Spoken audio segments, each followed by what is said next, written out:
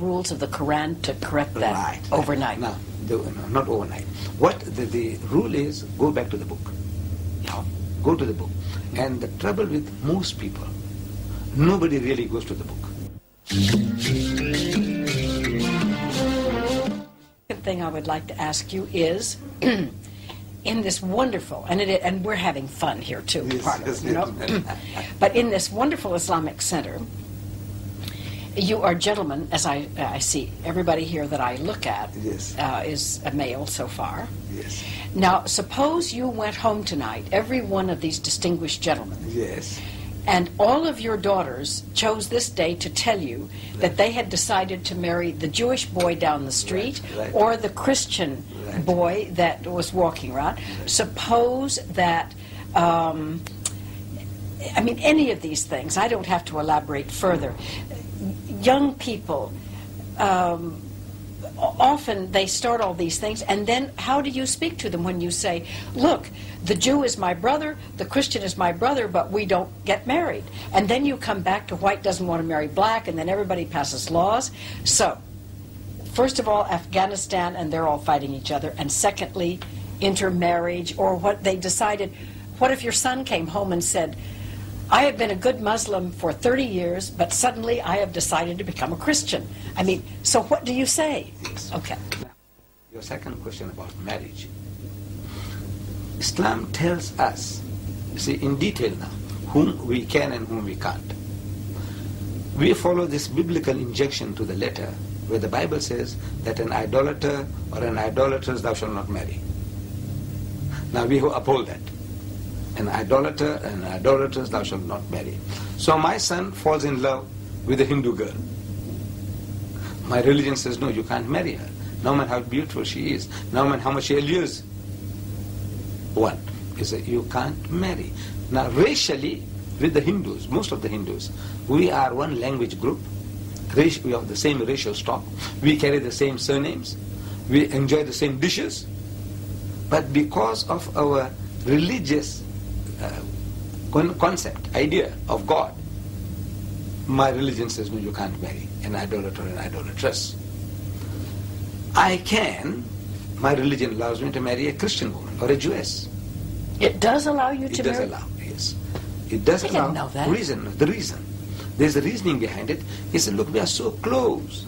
If I marry a Jewess, for example, I would be the last man to say anything abusive about any of the Jewish heroes.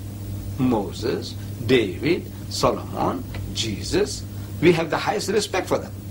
So this wife of mine is Jewess. She'll be still at home with me. In other words, I respect Moses, I respect David, Solomon, all the prophets. What I'm going to tell with her and reason with her is, so come dear, now come a step forward. You have been at a certain level of religious education. Come 2 steps forward.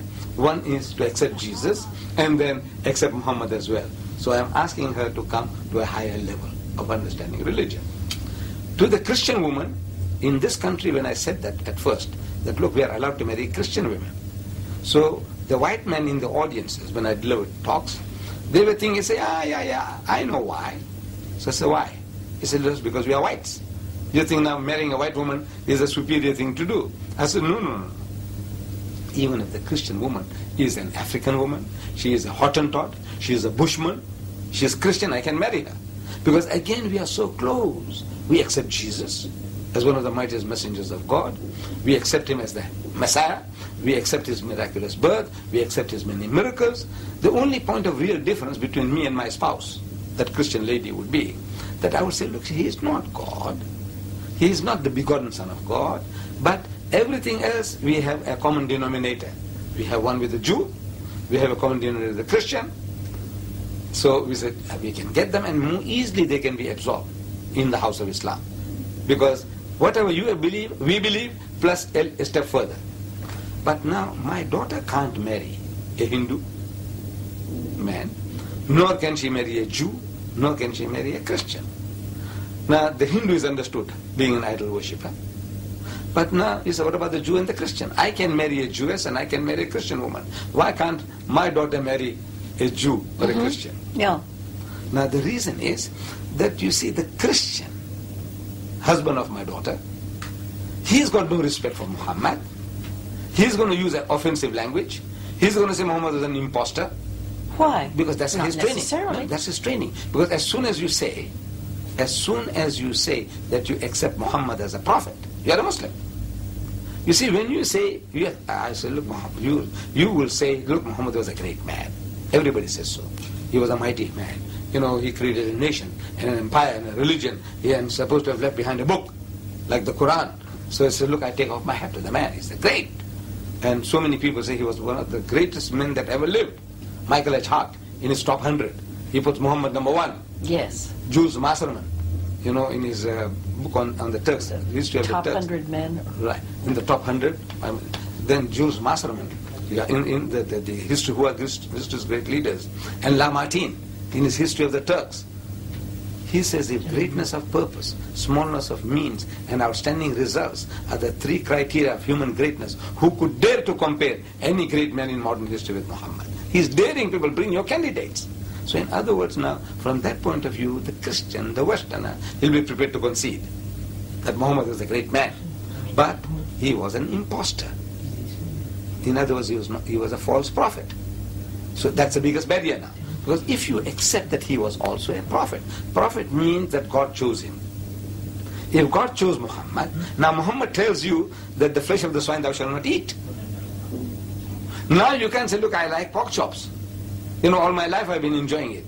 He said, look, this man is a prophet of God and is authorized by God to tell you now, don't eat the pig, don't drink alcohol, no promiscuousness, don't dance or court or date women. So at every step now, if you believe in this man, that he is a prophet of God, you have to listen to him. It's not just a word saying, I believe he's a prophet.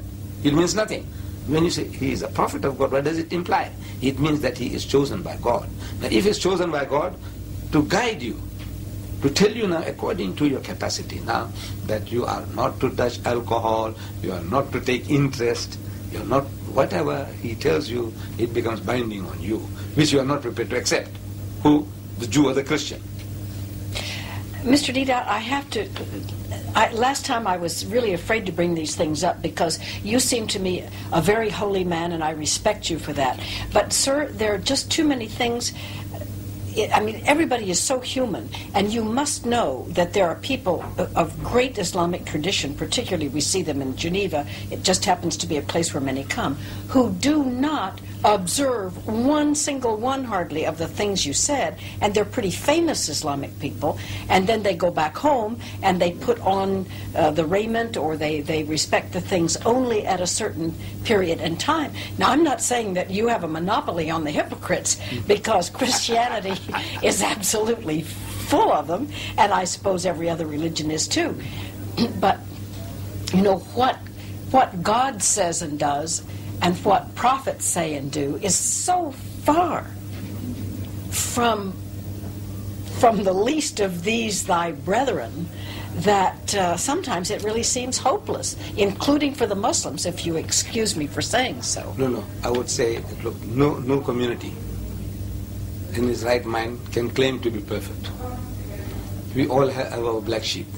Whether you are a Jew or a Christian, Hindu or Muslim, we all have our shortcomings. But this American, he wrote a book, The Messenger. In that book he says that there are more professing Christians in the world than professing Muslims. Professing. Mm-hmm. But, he says, he continues, but there are more practicing Muslims in the world than practicing Christians. And if you had come here this morning, say before 12, around 1 o'clock I could have taken you to the mosque.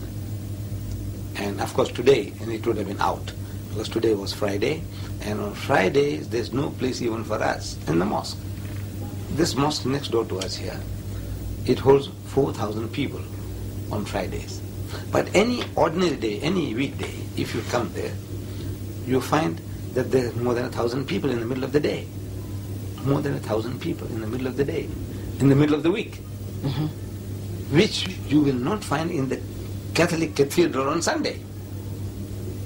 So what is it?